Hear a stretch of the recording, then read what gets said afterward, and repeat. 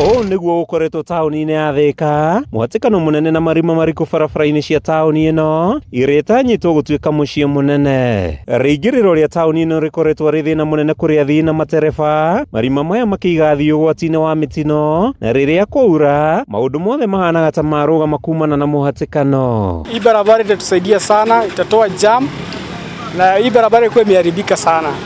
Na venye magari zilikuwa zinapita hapa kukinyesha hata magari zilikuwa zinapita. Kuringana na matereba, makoretwo makihũthĩra ithaa rĩmwe na makĩria gũtuĩkania barabara ĩno na ĩrĩnyihiirie ũraihu wa kilomita 1, ũndũ ũrĩa ũkoretwo ũkĩmacũngĩrĩria hathara ya maguta na gũte mathaa. Ukiangalia super high vile Wanga inakuja, ikifika tu pap kuingia kwa Thika town, Wanga inakuwa one lane. Zimekuja zikiwa 4 alafu inakuwa ndogo.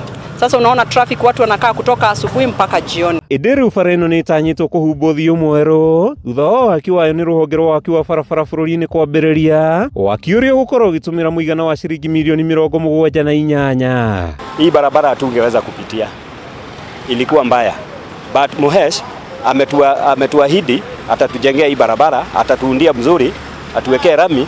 Akituwekea rami itakuwa mzuri na hatutakuwa na hiyo mashida hiyo.